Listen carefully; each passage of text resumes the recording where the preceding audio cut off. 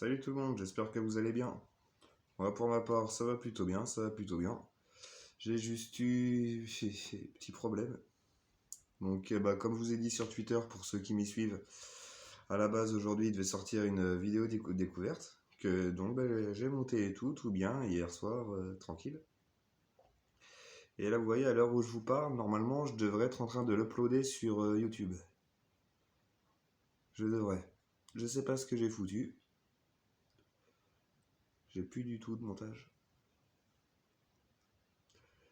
La gueule de la tristesse. Là, j'ai plus du tout de montage, je sais pas ce qui s'est passé. Je l'ai recherché dans les fichiers du téléphone, je l'ai recherché sur le logiciel en lui-même, puisque normalement il me fait des copies et je sais pas ce qui s'est passé. Je n'ai plus mon montage.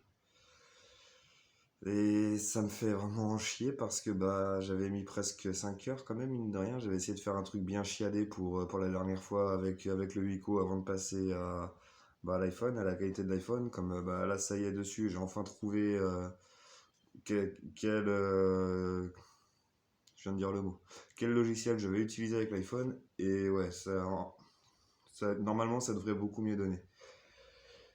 Donc voilà. Je vous fais une vidéo qu'on peut appeler rustine, mais bon, pour un certain type de public, je pense qu'elle devrait plaire quand même. Donc, comme vous l'avez compris au titre, aujourd'hui on va parler jeux vidéo. Et sûrement que les plus observateurs d'entre vous auront vu que Kiki tient le Gran Turismo 4 entre ses petites pattes et se diront, mais comment être choqué de Gran Turismo 4 quoi. Qui est un jeu qui m'a énormément marqué aussi. Il fera peut-être l'objet d'une future rustine. Mais aujourd'hui, on va parler d'autre chose.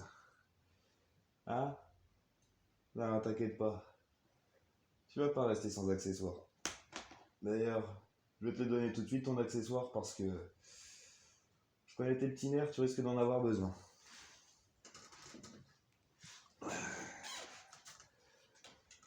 Tiens mon chichi, tu seras mieux rassuré avec ça. Ah t'y perds.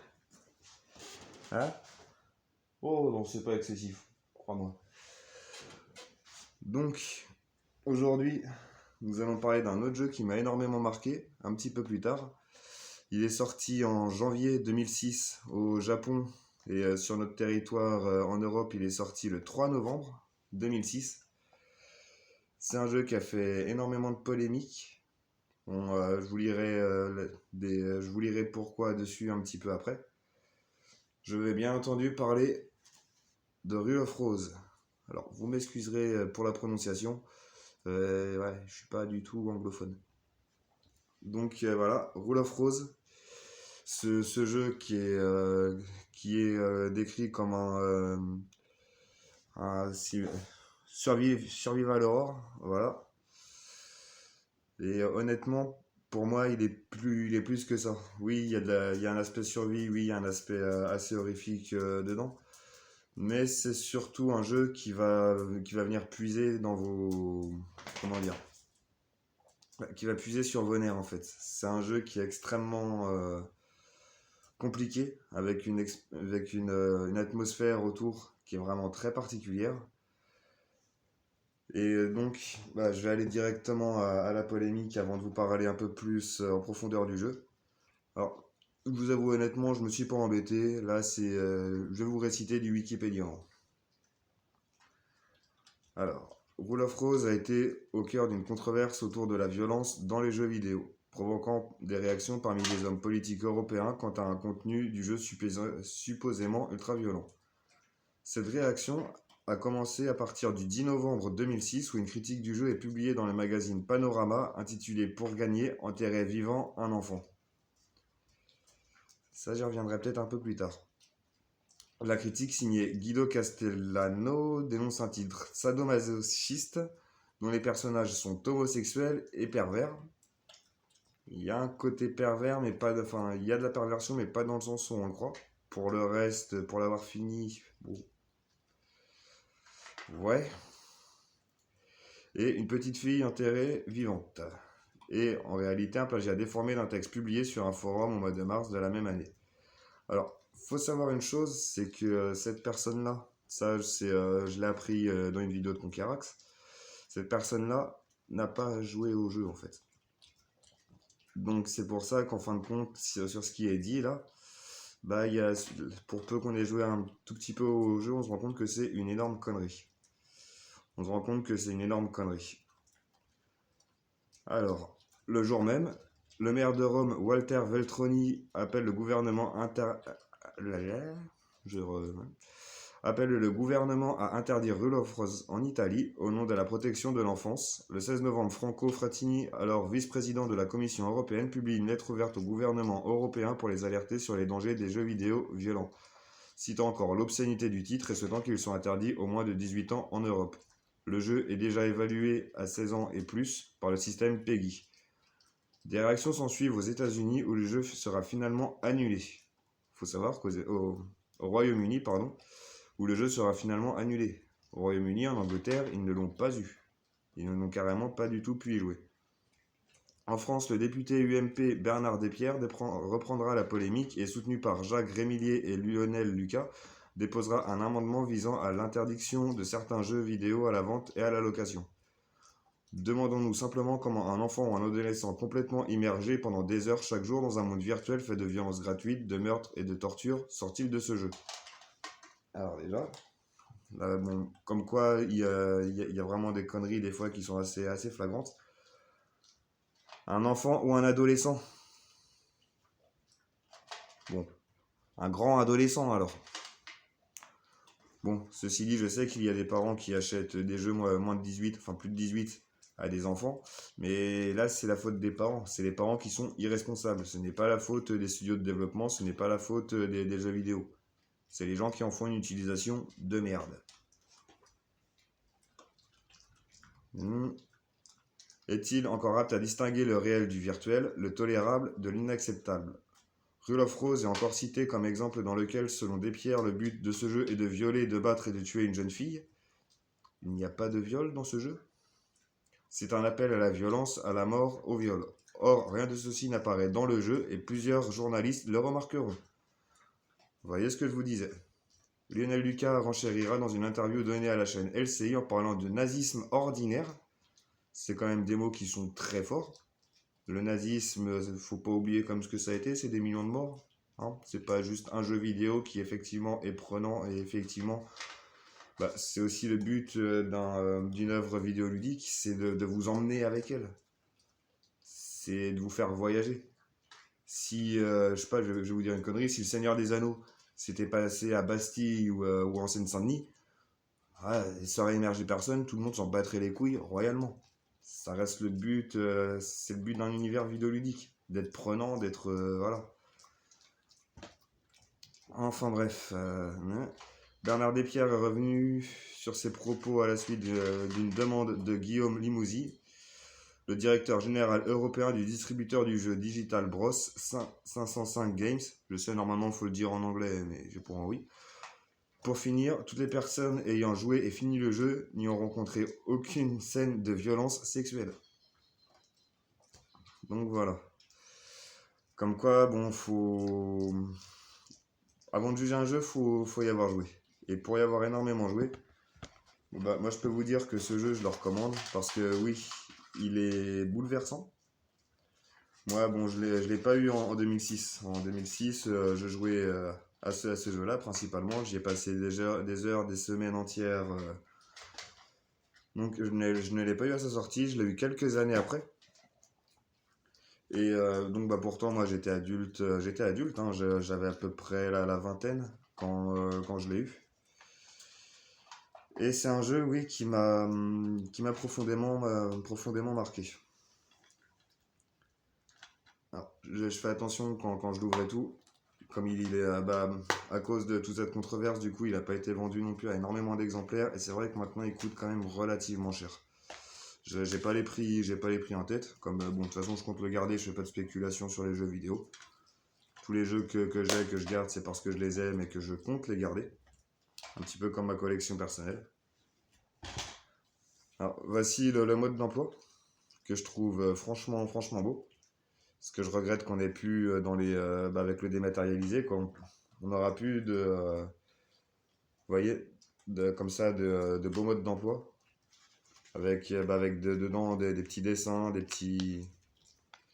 Voilà, bon, les explications, ça maintenant on les a sous forme de menus directement dans les jeux. Mais voyez, avec tous ces petits artworks et tout ça on les a plus maintenant. Et une chose aussi qui rajoute énormément à l'univers de ce jeu, c'est malheureux à dire, mais c'est un défaut, c'est aussi la jouabilité. Faut pas oublier qu'on est sur PlayStation 2, donc ça reste une ancienne plateforme. Et c'est vrai que la jouabilité est un peu compliquée, c'est pas ce qui est le plus simple à prendre en main. On s'y fait quand même très bien, attention, hein, je suis loin de vous parler d'un mauvais jeu injouable, mais bon, ça nécessite un temps d'adaptation.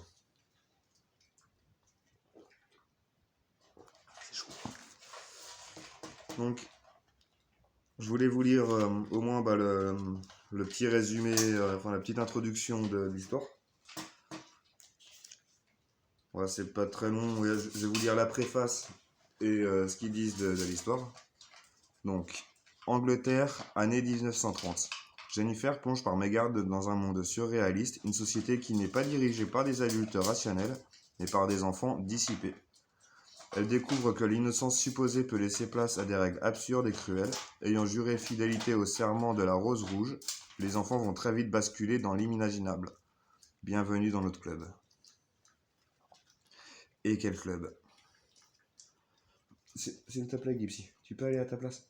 Va à ta place. Ouais, comme elle est en train de manger à côté, et c'est perturbant du coup. Alors qu'elle se trouve à bord d'un bus de nuit à la campagne, Jennifer rencontre un mystérieux garçon. Il descend juste après lui avoir confié un livre. Jennifer descend également, mais sans savoir où elle se trouve. Elle décide de suivre le garçon. Très vite, elle se retrouve devant une grande vieille maison qui semble très isolée. Que voulait lui dire le garçon? Pourquoi lui a-t-il donné un livre appelé La Petite Princesse? Pour découvrir les réponses à ces questions, Jennifer pénètre dans le bâtiment abandonné. Elle finit par trouver un chien appelé Brown, qui devient son fidèle compagnon. Mais elle ne comprend pas du tout les hostilités éprouvées par les autres enfants à son égard. Où suis-je? Qui suis-je? Et Brown, donc ce chien, aura vraiment une place très importante. Donc là, vous voyez, c'est le personnage que vous jouez, Jennifer, et le fameux chien, Brown, qui a vraiment une place extrêmement importante dans ce jeu. Vous voyez, c'est aussi ce que j'aime bien dans ces livrets-là, c'est que il nous présente vraiment la plupart des protagonistes et antagonistes. C'est vraiment... c'est la beauté, ouais, ça fait partie de la beauté de ces anciens jeux. Allez, voilà, comme ça je peux vous montrer les deux pages en même temps.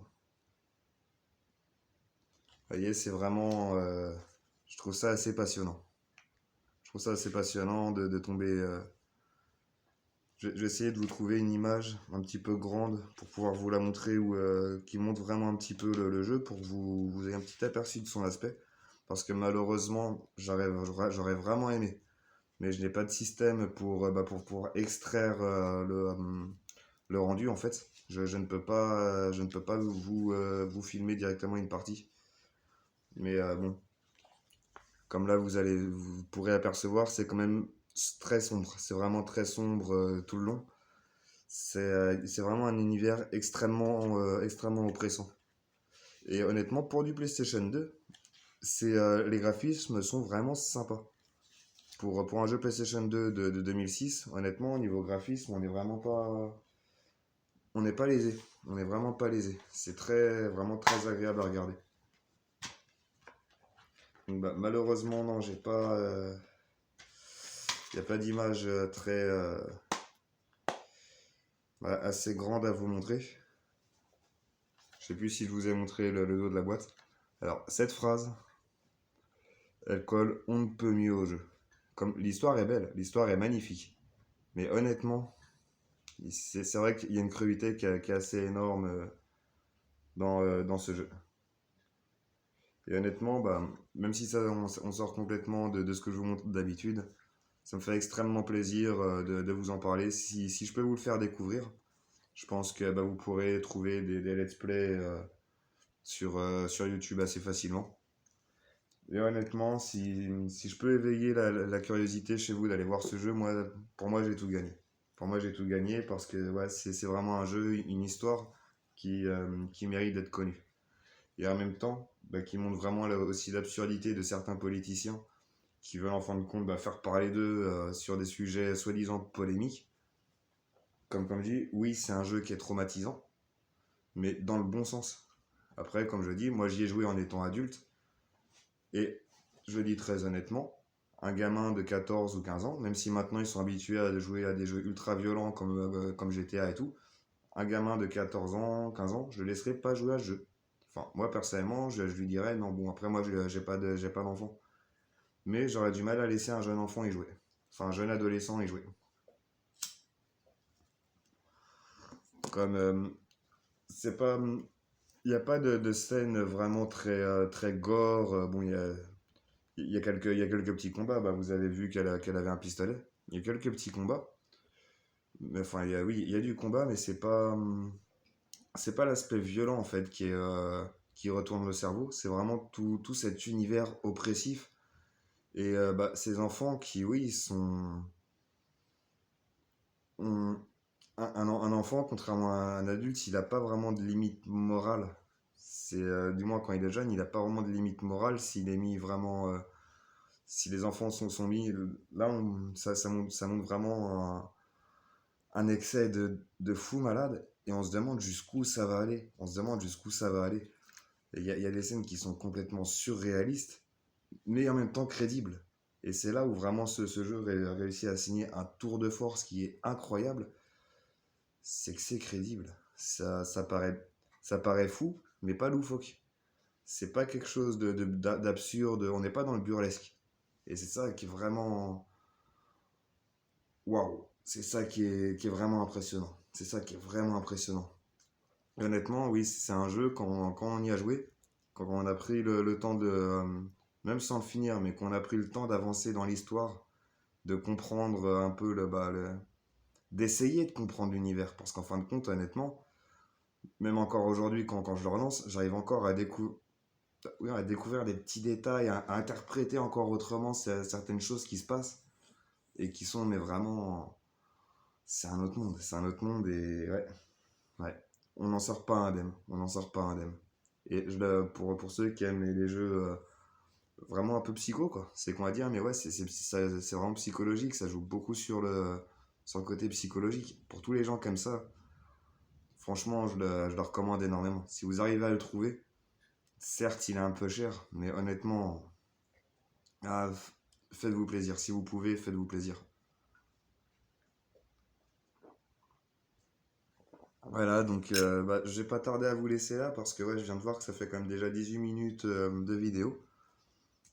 Donc bah écoutez, j'espère que cette vidéo qui est complètement différente de d'habitude vous aura quand même plu. Et, bah là, oui, si vous voulez, tiens d'ailleurs, j'aimerais vous poser une question. C'est vous, connaissiez-vous ce jeu? Ou encore mieux, y avez-vous des jeux à jouer? C'est vrai que je serais curieux de le savoir. Je serais quand même curieux de savoir le nombre de personnes qui y ont joué. Parce que généralement, quand j'en parle, c'est rare qu'on me dise oui, je l'ai ou je l'ai eu, j'y ai joué et tout. C'est pas souvent qu'on me dit ça, mais ouais, je serais curieux de savoir. Ouais, ça fait une sorte de petit sondage, pour savoir s'il y a des gens qui connaissaient ce jeu, qui y ont joué. Bon, bah écoutez, là en plus cette semaine, moi je suis pas mal occupé, je commence une formation. Donc je vais essayer de vous monter la vidéo qui était prévue pour aujourd'hui. Je vais essayer de vous la monter pour dans la semaine.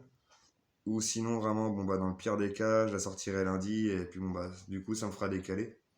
À la limite, ça me permettra d'avoir une vidéo d'avance, ça sera pas plus mal. Ça m'évitera de me retrouver dans des galères comme aujourd'hui là, à devoir faire à la dernière minute. Comme ça me fait plaisir de vous parler de ce jeu, mais j'aurais aimé préparer un petit peu la vidéo. Comme là, je vous le dis honnêtement, je pense que ça se voit d'ailleurs, elle a été faite vraiment à l'improviste, j'ai rien préparé. J'ai rien préparé, j'ai juste ouvert le Wikipédia pour quand même ne pas vous dire de conneries. Mais y a rien qui est préparé. Si vous voulez en savoir plus en tout cas dessus, je vous conseille d'aller voir la vidéo de Conquerax, dessus. Axel, Conquerax. Comme honnêtement, elle est très bien développée. Et en plus, vous pourrez y voir, si je me rappelle bien, il y montre quelques parties de gameplay. Et ouais. Franchement, ça vaut le coup. Bon. Bah écoutez, je vous remercie d'avoir regardé jusqu'ici. N'hésitez pas à lâcher un petit pouce bleu si vous voulez, puis à partager. Bon, après, c'est pas la vidéo la plus importante à partager, mais ouais. Là, c'est vraiment un jeu passion, c'est vraiment un jeu coup de cœur, donc ouais, ça serait sympa de le partager quand même. Puis si vous voulez, si vous êtes nouveau sur la chaîne, bah n'hésitez pas à vous abonner non plus. On est déjà 6. Ouais. 6, mais bah, à côté de ça, je suis content parce que bah, ça, j'en parlerai plus tard. Mais les statistiques de la chaîne en ce moment se portent bien. Honnêtement, elles se portent vachement bien par rapport à ce que je m'attendais et ça fait chaud au cœur. C'est aussi pour ça que je voulais absolument sortir, enfin que je veux absolument sortir au moins une vidéo tous les lundis pour bah, vous donner du contenu quand même régulièrement. Allez, à la revoyure.